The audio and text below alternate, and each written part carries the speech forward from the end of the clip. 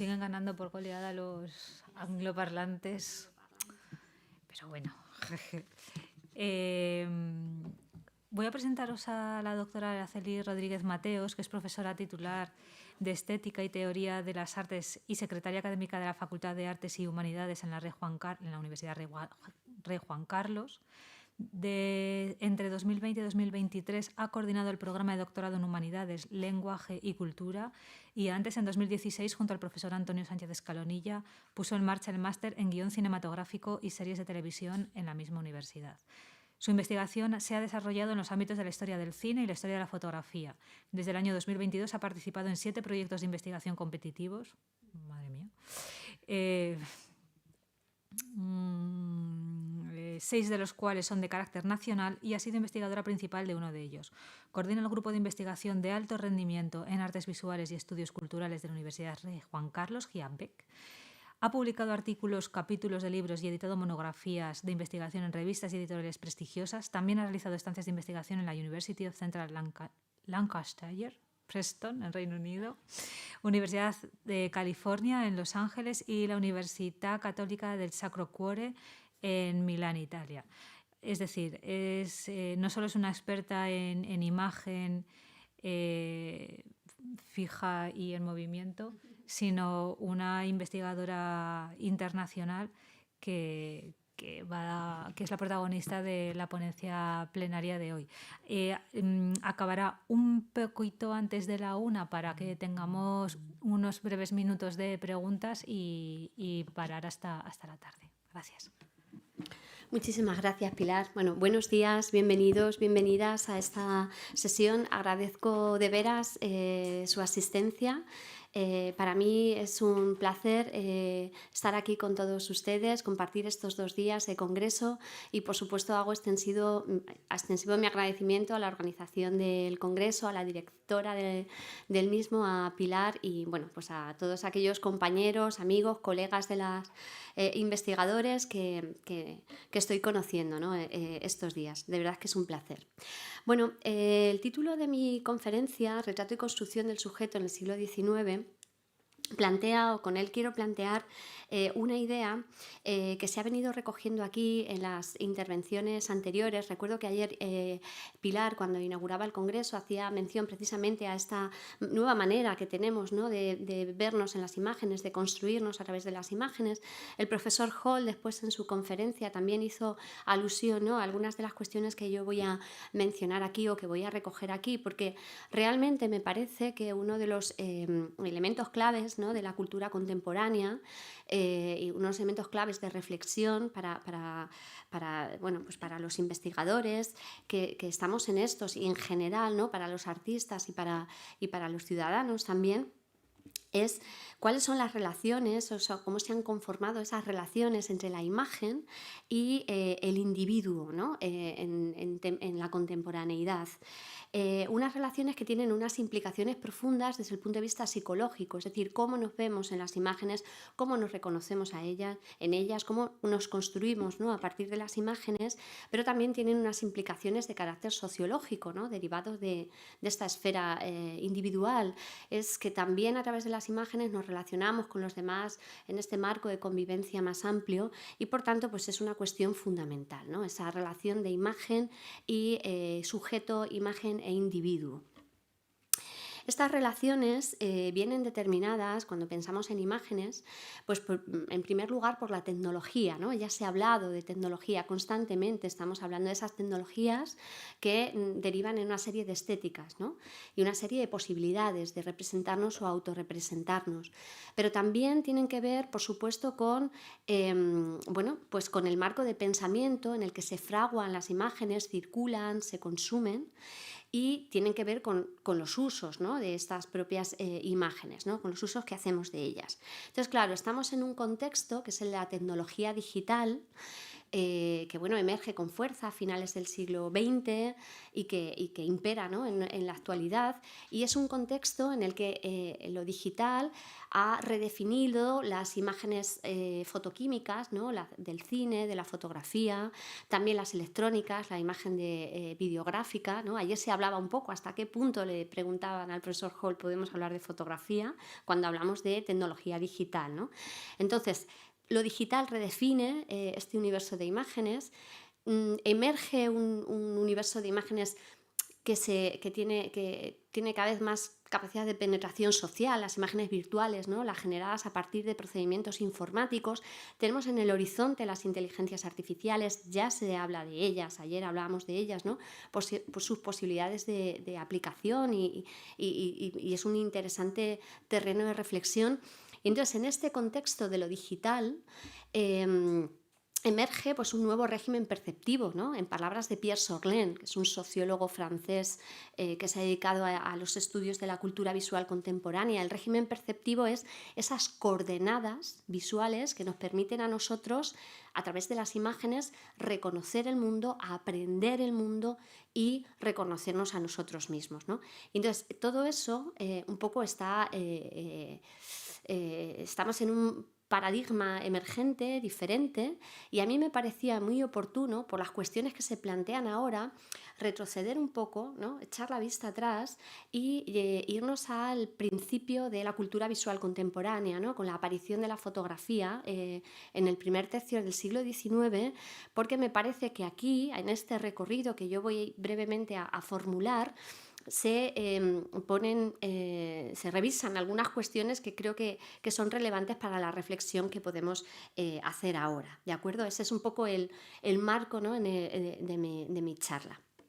Bueno, cuando hablamos de retrato, y voy a centrarme específicamente en un tipo de imágenes, las imágenes de retrato y la evolución, ¿no?, de las nociones del individuo, de la subjetividad, de la identidad, ¿no? Eso es un poco el eje fundamental.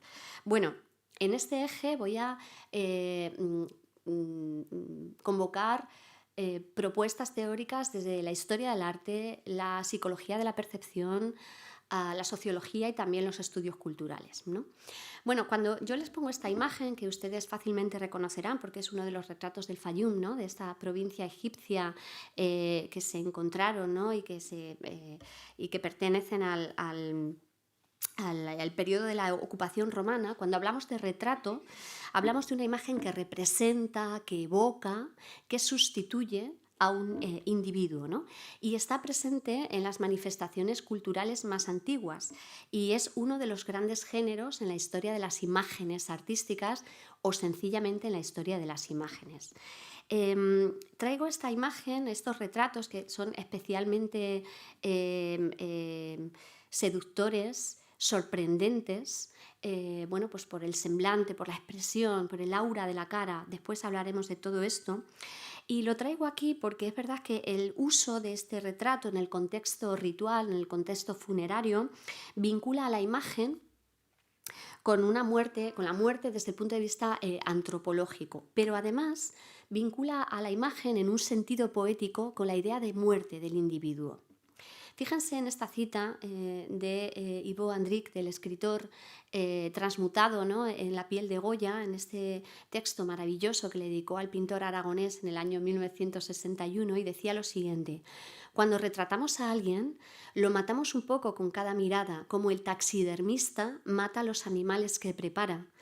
Y cuando lo hemos matado por completo, cobra vida nuestro cuadro. La soledad del retratado es mayor que la soledad del esqueleto bajo tierra. O sea, retrato y la muerte simbólica del individuo.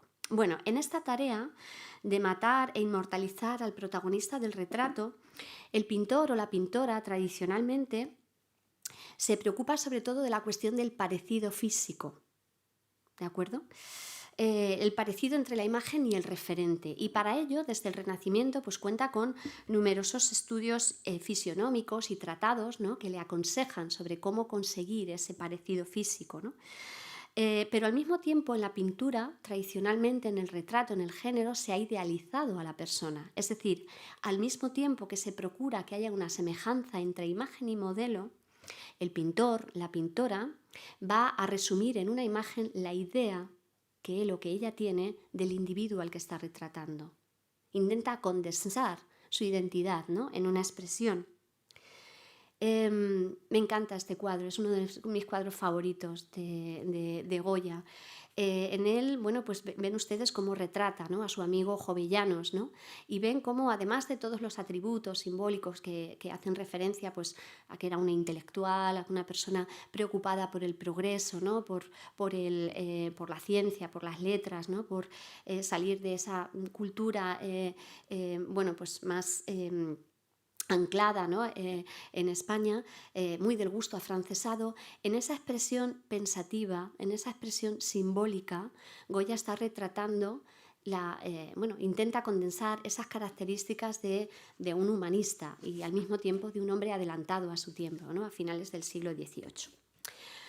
Lo que ocurre cuando se presenta públicamente la fotografía a través de los procedimientos de daguerrotipo y calotipo que ustedes conocerán en el año 1839 es que rápidamente se populariza. Y uno de los principales usos sociales de la fotografía hasta finales del siglo va a ser el retrato. Es decir, en muy poco tiempo se empiezan a proliferar los estudios fotográficos y además con el abaratamiento de los precios progresivo y con los adelantos técnicos, pues es una tecnología disponible y accesible cada vez para más capas de la población. Es decir, al principio solo una imagen accesible para la aristocracia, para la alta burguesía, para intelectuales, personas acomodadas, y poco a poco, pues en la década de 1860 y 70, ya los clientes de los estudios fotográficos es bueno, una clientela que pertenece a la burguesía media o a la pequeña burguesía, que, bueno, a través sobre todo de este formato de la carte de visir, pues va a conformar la propia fotografía una iconografía de esta clase social, la burguesía que está buscando, digamos, un reconocimiento y una autoafirmación social.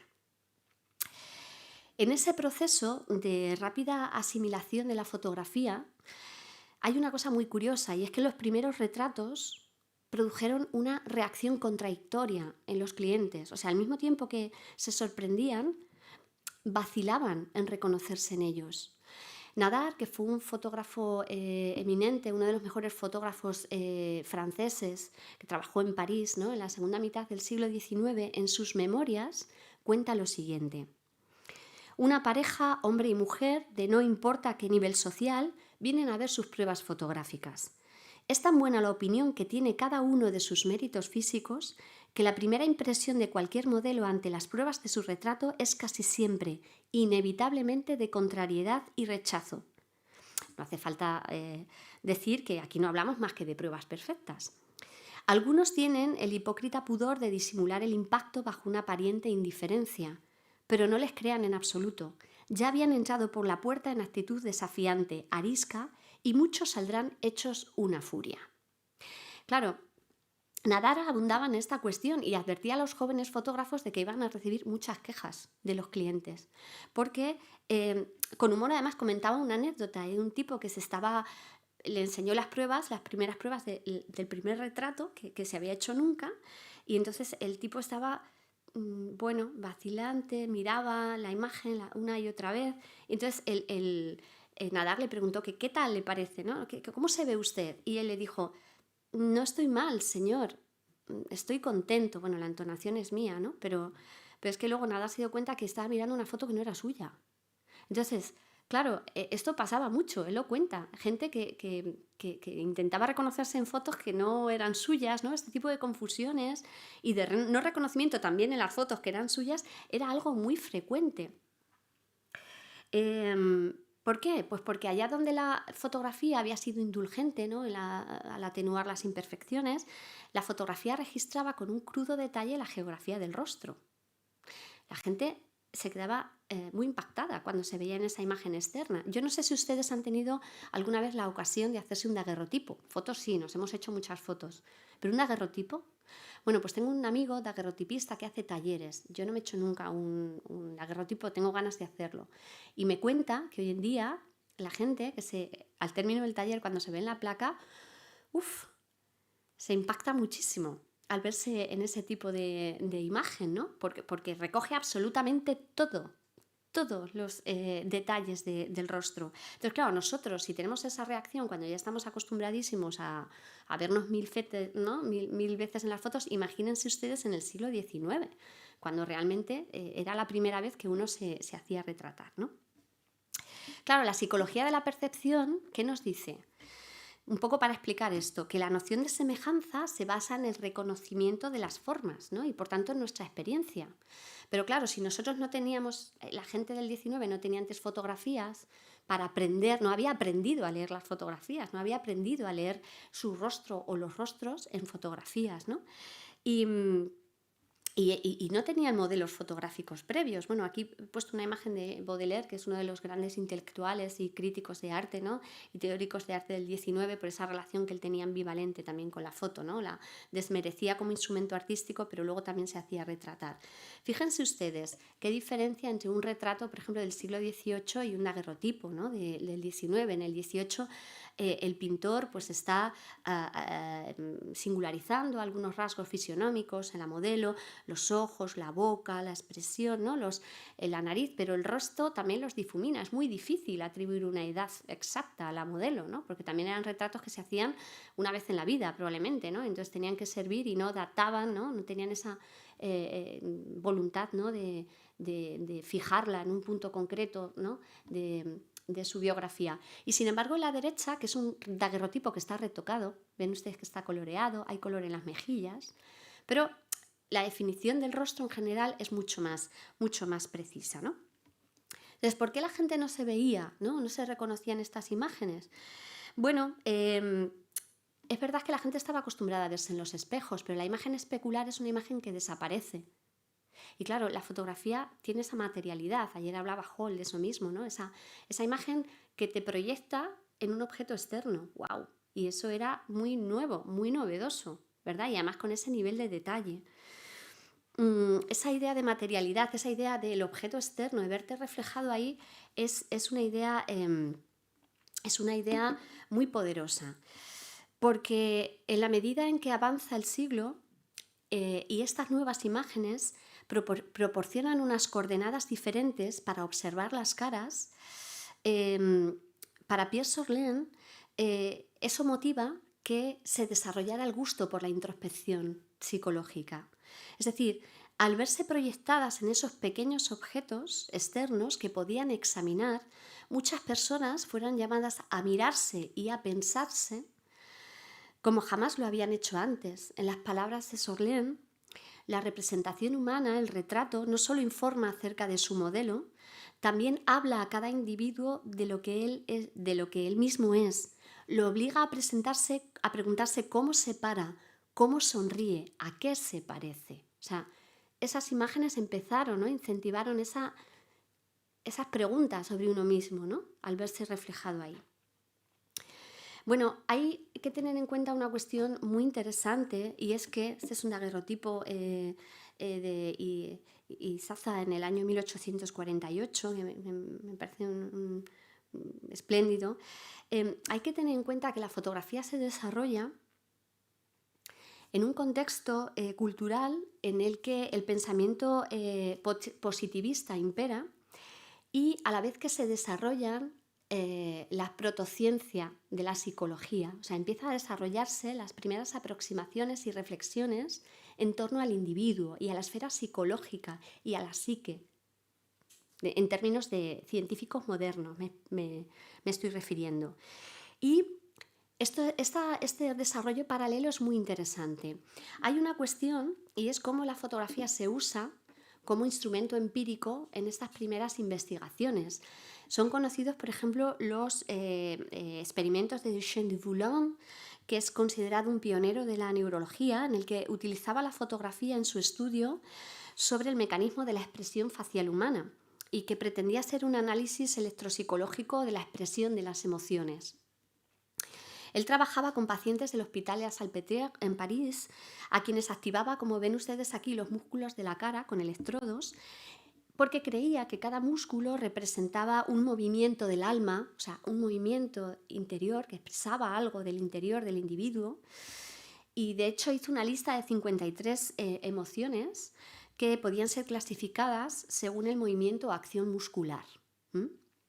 También son muy conocidos los retratos de la fotografía realizada por el doctor Charcot, que es un neurólogo, era un neurólogo especializado en enfermedades del sistema nervioso, que trabajó mucho en la Salpêtrière, en este hospital parisino, estudiando diversas afecciones nerviosas, entre ellas la histeria. Es muy conocida esta iconografía, esta secuencia de fotos que hace de una paciente, Agustín, que llegó allí, tenía una vida desgraciada, había sido violada repetidamente desde niña y llegó pues a la Salpêtrière, como muchas mujeres llegaban como desahuciadas, ¿no? Y usa la fotografía para fijar cada uno de los momentos, de los movimientos, de los gestos, de la gestualidad asociada a esos ataques de histeria o de la llamada histeria, esos ataques nerviosos. Y realmente el archivo de Salpêtrière de Charcot constituye una iconografía sorprendente que ha estudiado pues, desde la filosofía de la imagen Didier Uberman, pero también ha sido objeto de reflexión artística para artistas como Javier Viver, ¿no? que hace asimilaciones entre estas formas y esta gestualidad y formas pictóricas, ¿no? que tienen que ver con la simbología religiosa. Es algo muy interesante. Pero bueno, no me voy a adentrar un poco en este estudio instrumental de la fotografía como imagen que es utilizada en las ciencias, en la protopsicología, ¿no? Lo que me interesa aquí es enfatizar la idea de que al mismo tiempo que la fotografía favoreció la introspección por parte de los individuos, influyó u orientó los debates intelectuales en torno a la subjetividad humana. Sarah Blackwood ha estudiado esta cuestión en el contexto de los Estados Unidos en el siglo XIX y argumenta algo más.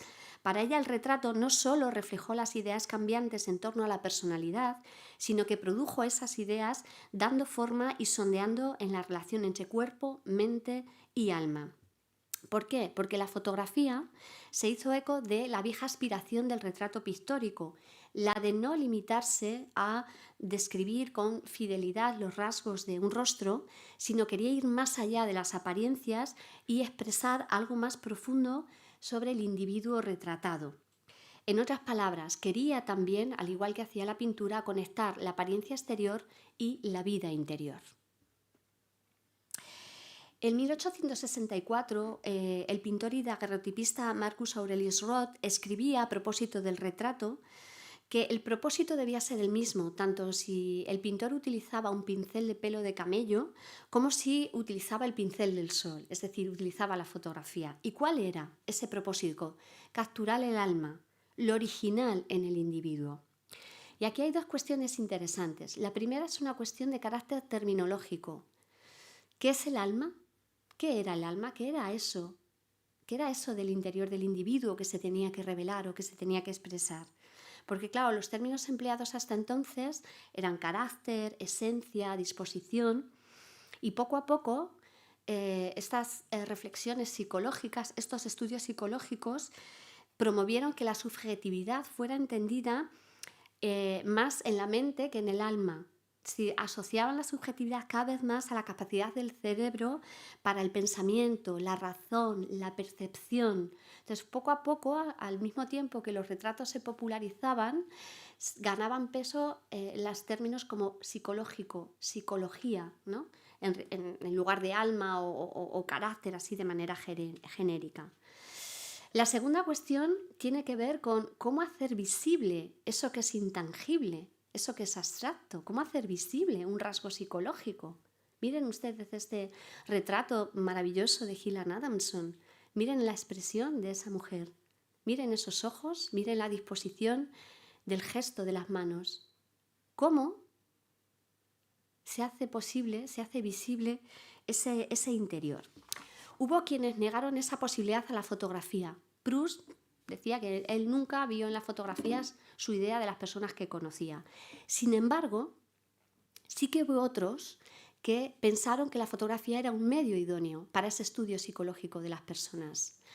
En los primeros tiempos se pensaba que esa posibilidad radicaba en el automatismo del medio. Es decir, la cámara era un medio científico para mirar, para observar y por tanto para ver el interior de las personas de manera metafórica, para desvelar su auténtica personalidad. ¿Por qué? Porque la cámara lo que hacía era posibilitar que la luz del sol impregnara una emulsión sensible y de manera natural las formas aparecían ahí, la naturaleza se aparecía ahí. Por lo tanto, operaba esa magia en la que no solo aparecen las formas, sino la sustancia que las trasciende. ¿Vale?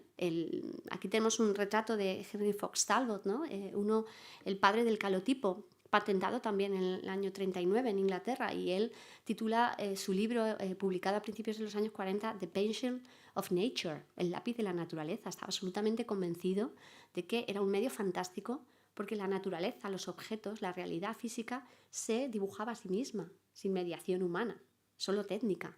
Entonces, claro, con este pensamiento, con esa atribución de la fotografía como ojo mecánico, neutro, científico, huella sensible, evidencia de la realidad, se pensaba incluso que de esa manera se podía también no solo capturar el rostro, sino que el rostro como revela una parte de nuestro interior, ¿no? Un rasgo psicológico, pues ya está, la imagen lo propicia, la fotografía lo propicia, como la pintura.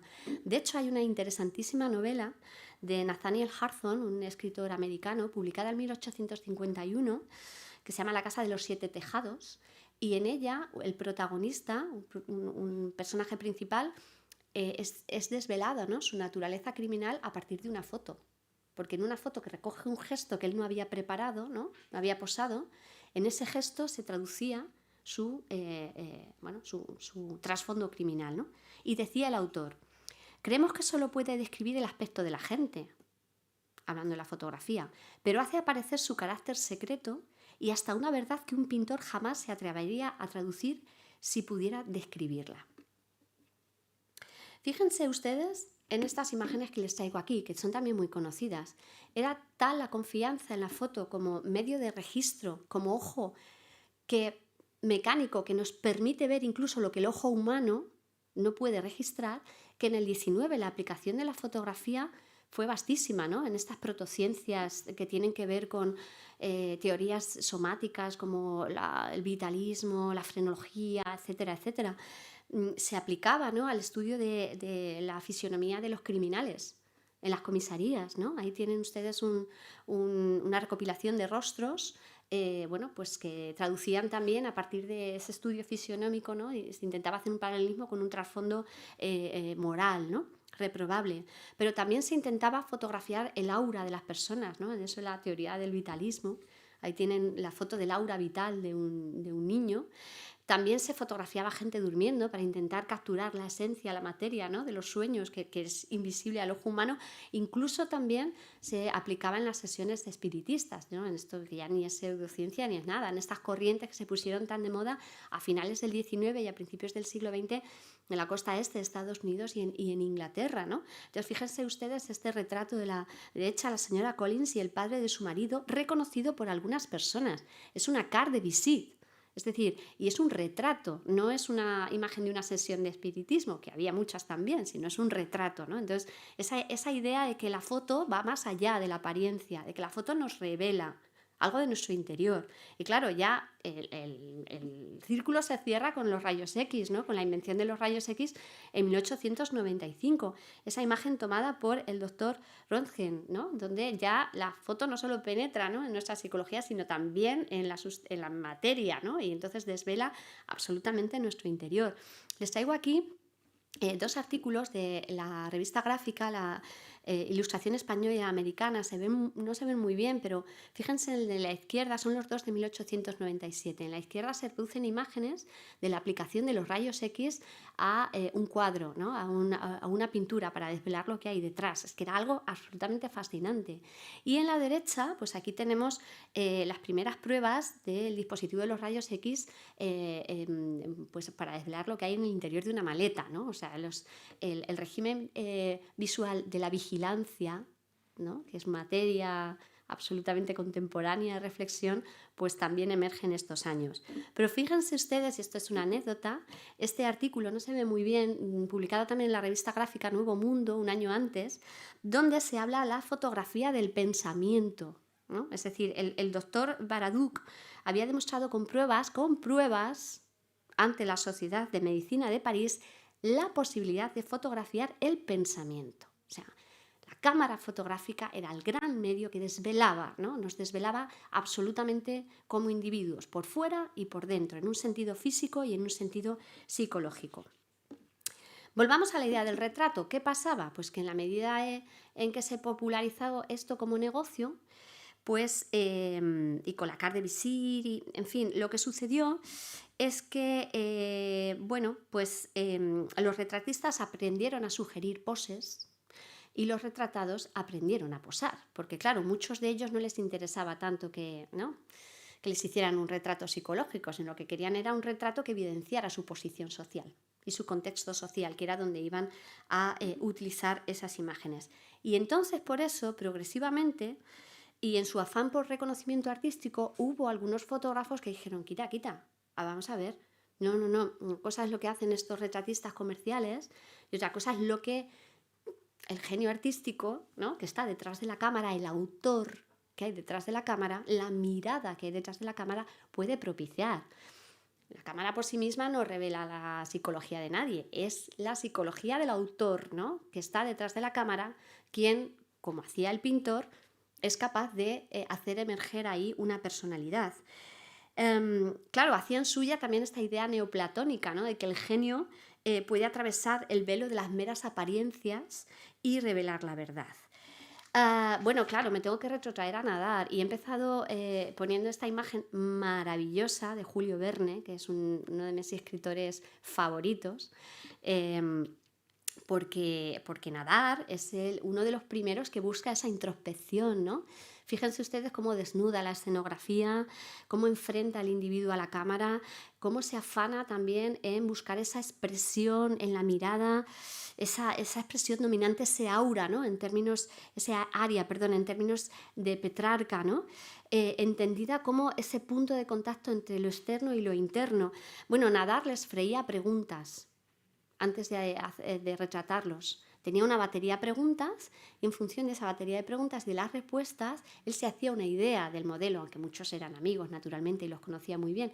En función de esa idea hacía el retrato. Recuerden el retrato de Jovellanos, ¿no? Era una manera de operar muy pictórica, ¿no? Eso cuando el retratista no tenía que hacer retratos oficiales, ¿no?, que esto ya era otra cosa. Fíjense en esta imagen de Isabel II, la reina Isabel II, hecha por Clifford, ¿no?, en los años 60, o en esta imagen absolutamente maravillosa, ¿no?, de Christian Franzen, de la reina Victoria Eugenia de Battenberg, ¿no?, a principios del siglo XX. Claro, aquí los retratistas lo que están haciendo es no tanto hacer emerger una personalidad, sino convertir al sujeto en un monumento histórico, ¿no?, a través de la imagen. Esto tiene otro sentido. Pero hablando precisamente de Franzen, y volviendo a la idea de cómo el artista ya se releva en autoridad, ¿no?, para hacer ese estudio psicológico, Franzen publicó un artículo en la revista Gran Vida en el año 1910 y recogía esta idea sobre el retrato. Dice: el retrato artístico debe ser sencillo, natural, nada de violencias ni efectos rebuscados. Los accesorios en un valor muy discreto y que sean lo suficientes a darnos una idea del ambiente en el que vive el retratado, nunca dominando sobre el valor de la figura, en cuanto a esta naturalidad, flexible y elegante la línea y sobre todo mucho espíritu, alma en su expresión, intensidad en la mirada que nos presentara, a ser posible, su inteligencia a través de sus pupilas. Claro, esto era darle vueltas a lo mismo, cómo hacer que la personalidad emerja en una fotografía. ¿Cómo hacerlo? ¿Cómo traducir esto? Miren estas pruebas de un retrato que hizo Franzen de Alfonso XIII. Al margen de otras consideraciones plásticas, ¿cuál es la expresión que mejor captura la personalidad del rey? ¿La de la izquierda? La derecha se ve de perfil, pero no sabemos cuál. ¿Acaso esta? Qué difícil. Esto nos recuerda mucho a la reacción que tuvo el pintor Orffen cuando se criticaba su retrato del arzobispo de Canterbury, que decía: veo 7 arzobispos diferentes. ¿Cuál he de pintar? Claro, desde posiciones más contemporáneas, Gombrich ha subrayado la paradoja precisamente del retrato en general, pero también del fotográfico. Es decir, claro, nosotros intentamos, o el autora intenta apresar la vida en un instante que es inmóvil, en un gesto que es inmóvil, ¿no? Y cuando realmente, según la gestualidad que tengamos, podemos expresar una cosa u otra de nosotros. ¿De acuerdo? Si sonrío, si estoy triste, si estoy circunspecta, si estoy ensimismada. Diferentes gestos remiten a diferentes formas y lecturas de mí, ¿no? ¿Cómo condensar todo eso en un mismo gesto? Claro, eso mismo que en el 19 se entendía perfectamente así. Un gesto, usted se ha develado en un gesto, no hay posibilidad de rebatir, ¿no? En el 20, claro, la psicología ha avanzado mucho. Las teorías sobre la psique, sobre la personalidad, sobre el individuo son mucho más complejas. Sabemos que somos mucho más complejos, ¿no?, que todo eso. Y claro, eso hace que percibamos las imágenes de manera diferente. Claro, para Gombrich era muy difícil, era casi imposible que en una imagen inmóvil nosotros reflejemos una personalidad, incluso aunque nosotros como espectadores proyectemos lo que le falta al retrato y le demos vida al retrato, ¿no?, a partir de nuestra experiencia. Es muy complejo, porque claro, lo fascinante del retrato es esa conjunción de psiques, ¿no? El individuo, el autor, el espectador, es fascinante. Para él, el mejor retrato era el que condensaba esa carencia o compensaba esa carencia de movimientos, explorando las ambigüedades del rostro. Fíjense ustedes en este famoso retrato, y maravilloso también, de Velázquez, ¿no?, del Papa Inocencio X. Esa ambigüedad del rostro, ¿no?, que permite diferentes lecturas. Es un gesto que permite diferentes lecturas. Y de hecho, recuerden ustedes, ¿no?, la interpretación que hizo Francis Bacon, la lectura personal que él hizo a partir de la imagen, ¿no?, o sugerida por Velázquez. Bien. A pesar de estas dificultades, ¿no?, que han permeado también el retrato fotográfico, ¿no?, con una vocación psicológica en el siglo XX y que siguen guiando la labor de muchos artistas en la actualidad, voy terminando, se ha mantenido esa voluntad de buscar esa personalidad, algo que ya iluminó Ladar. Fíjense en estas imágenes de Richard Avedon. Richard Avedon quería ir más allá también de la máscara social, ¿no?, por utilizar la terminología de Gombrich y desvelar la cara. Esa imagen dentro de la serie que le hizo a Marilyn Monroe, ¿no?, en el año 1957 es muy famosa. ¿Por qué? Porque ya Marilyn estaba en lo alto de su carrera, en el cenit de su carrera, y la imagen pública era una mujer alegre, vitalista, sensual, divertida, y sin embargo detrás había una mujer muy frágil, ¿no? Y de alguna manera esta imagen lo condensa, o creemos que lo condensa porque hemos leído muchas biografías de Marilyn Monroe, ¿no? O sea, que todos estamos condicionados a estas lecturas.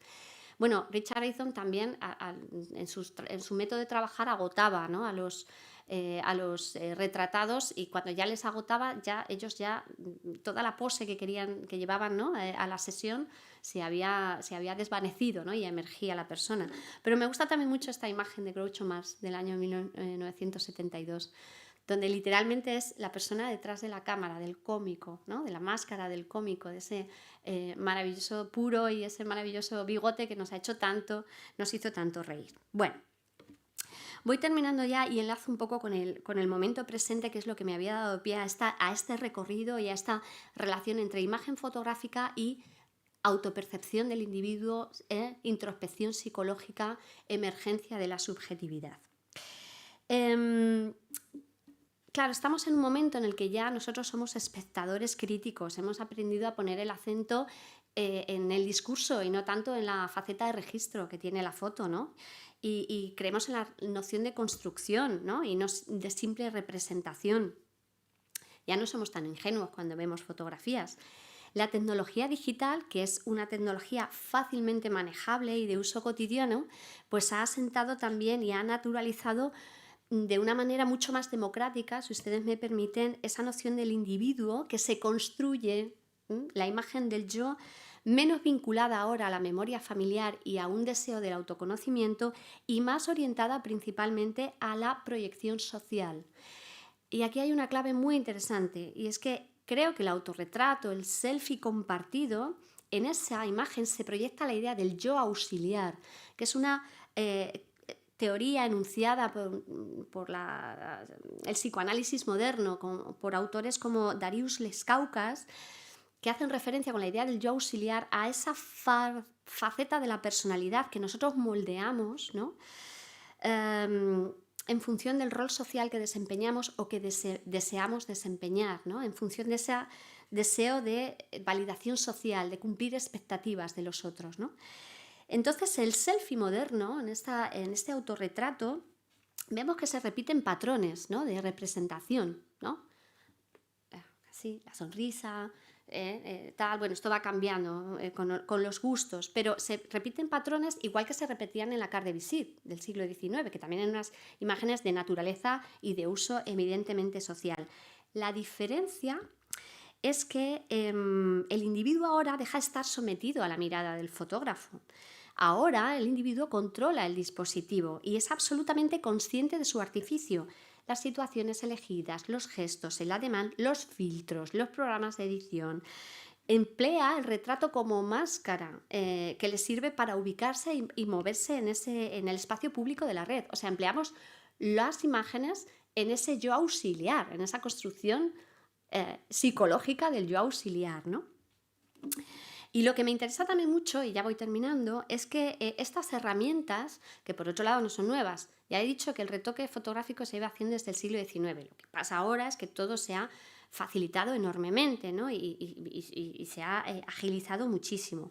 Lo que pasa es que con estas herramientas, con la inclusión, ¿no? de las IAs, ¿no? en los programas de edición, lo que vemos es que los rostros tienden a homogeneizarse, como también ocurría en el siglo XVIII con los retratos.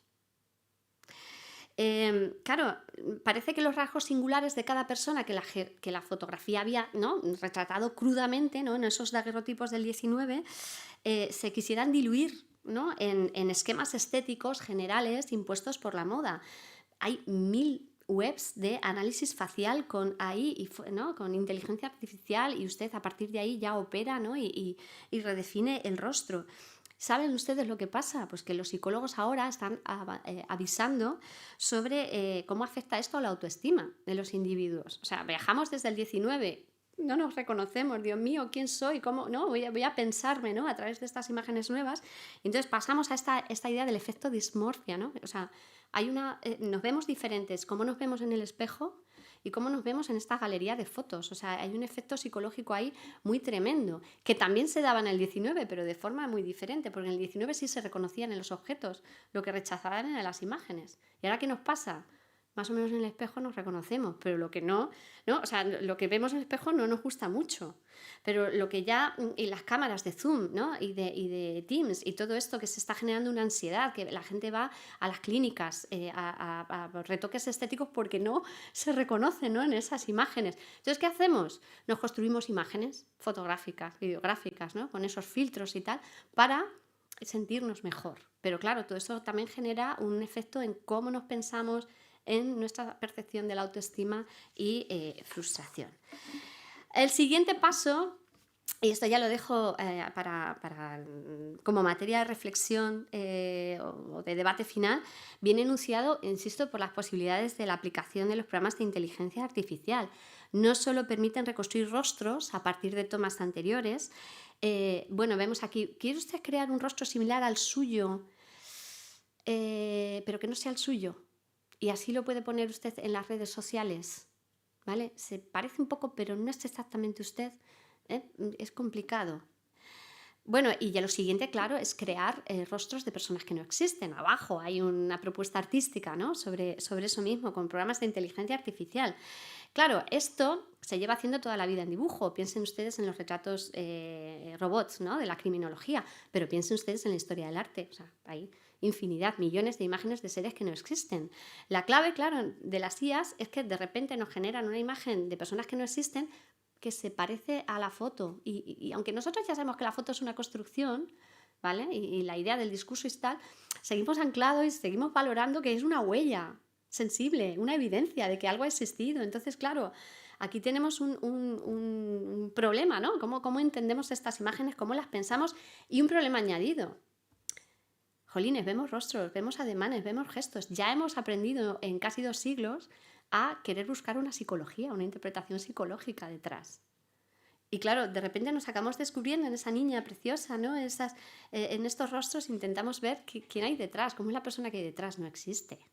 No es que hayamos matado al modelo simbólicamente, ¿no? Como decía al principio, sencillamente no existe. Entonces, todo un terreno de reflexión me parece muy interesante y ver cómo hemos dado la vuelta, ¿no? En ese recorrido de cómo la fotografía nos ha ayudado a entendernos y a pensarnos, pues como ahora las nuevas imágenes también no sé si nos ayudan o no, pero redefinen la imagen, ¿no? Y la percepción y la manera que tenemos de considerarnos como individuos, ¿no? Y es un terreno apasionante. Bueno, hasta aquí mi conferencia y espero que les haya interesado las preguntas que quieran hacerme. Muchísimas gracias, de verdad.